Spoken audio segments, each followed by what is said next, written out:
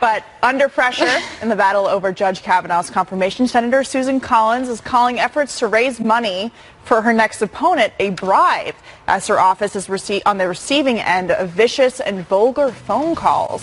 Whether her critics have crossed a line and what this says about today's politics.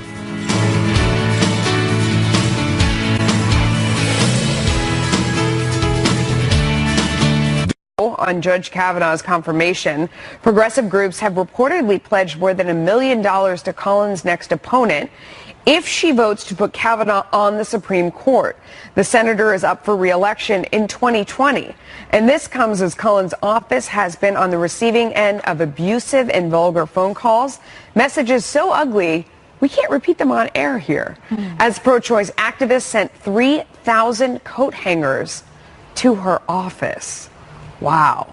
I mean, Matt, this is, and saying that in the GoFundMe campaign they won't charge the credit card until she votes yes on Kavanaugh, and then they charge the credit cards to fund the campaign, the opponent's campaign. It's amazing. Part of this just demonstrates that the Supreme Court is the epicenter of all of our politics, which is exactly not what the founders wanted it to be, but it is what it is. And finally, the Republicans have woken up to the fact that this is the most important type of battle that we face politically. And as far as Kavanaugh is concerned, I served with him in the Bush administration. He is one of the most well-qualified, likable, talented lawyers we could ever ask to serve our nation. He's going to get confirmed.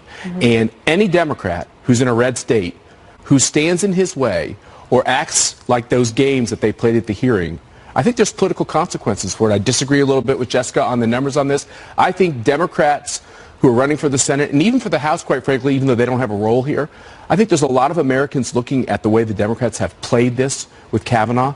They do not look like a majority party. They look like a bunch of children. And there was a time when Democrat senators would ask nominees really tough questions on issues, and that seems to have disappeared. Well, and one thing that I think got lost in the Kavanaugh hearings, because they were so lengthy and there was a lot of fanfare during the questioning period, were the character backing of Judge Kavanaugh. And one of those women who did that was Lisa Blatt. She is a feminist, liberal, one of the best lawyers on the progressive side, Hillary Clinton voter. She talked about how she was not happy about the treatment that Merrick Garland got, and then she moved on and said how overly qualified Judge Kavanaugh was for the bench. And so while all this is going on the outside with the politics, there are people who have worked with him, as you have, who are on the very opposite side of the political spectrum of this president and Republicans in general, who backed him on character and qualifications, and that was not exactly picked up in a lot of the Justice Kagan hired him to teach.